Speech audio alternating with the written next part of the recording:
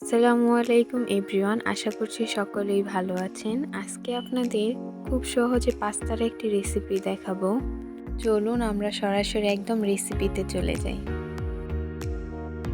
প্রথমে কুসুম গরম পানিতে দিয়ে দিলাম 1 কাপ পরিমাণ পাস্তা, এরপর দিয়ে দিব হাফ চামচ লবণ, দিয়ে দিব 1 চামচ তেল।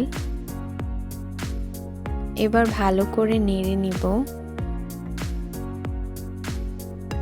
আমি এখানে পাস্তাগুলোকে অল্প পরিমাণে সিদ্ধ করে নিব। কোনো রকম ঝামেলা ছাড়াই আপনারা খুব কম সময়ে এই রেসিপিটা করতে পারবেন। ঝটপট খিদে দূর করার জন্য এই রেসিপিটা একদম পারফেক্ট। পাস্তাগুলো সিদ্ধ হয়ে গেছে, এবার আমি উঠিয়ে নিব।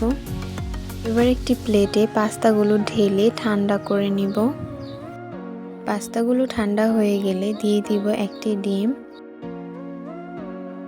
এরপর দিয়ে দিব 1 চামচ চাট মশলা, দিয়ে দিব চিলি ফ্লেক্স। এগুলো দিয়ে ভালো করে উপকরণগুলো মিশিয়ে নিব। এখানে ভালো করে মেশাতে হবে যাতে মরিচগুলো ভালো করে পাস্তার সাথে মিশে যায়। পাস্তা রান্না করার ঝামেলা থেকে আপনারা খুব ঝটপটে এই রেসিপিটা করতে পারবেন, তাই অবশ্যই বাড়িতে এটা ট্রাই করবেন। এরপর দিয়ে দিব 1 কাপ পরিমাণ কর্নফ্লাওয়ার। আপনারা এখানে কর্নফ্লাওয়ারের পরিবর্তে চালের গুঁড়িও দিতে পারবেন, এতে মচমচ হবে। কর্নফ্লাওয়ারের সাথে পাস্তাগুলো ভালো করে মিশিয়ে আমি 3 থেকে 4 মিনিটের জন্য একটু রেস্টে রেখে দিব। পাস্তাগুলোর সাথে কর্নফ্লাওয়ার ভালো করে মেশানো হয়ে গেছে। এবার গরম তেলের মধ্যে আমি একে একে পাস্তাগুলো দিয়ে দিব। পাস্তাগুলো দিয়ে আমি ভালো করে নেড়ে নিব যাতে একটা অপরটির সাথে লেগে না থাকে। এভাবে চুলার আঁচ লো হিটে দিয়ে আমি কিছুক্ষণ ভেজে নিব।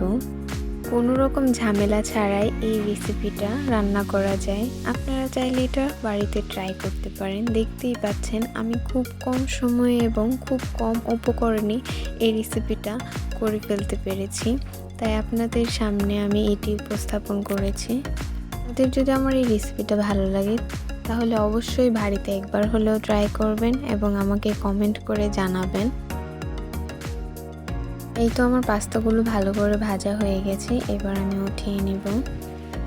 দেখতেই পাচ্ছেন পাস্তাগুলো একদম ভাজা হয়ে গেছে। বিকেলের নাস্তার জন্য আপনি এটি অবশ্যই বাড়িতে ট্রাই করবেন। ধন্যবাদ সবাইকে আমার ভিডিওটি দেখার জন্য। আল্লাহ হাফেজ।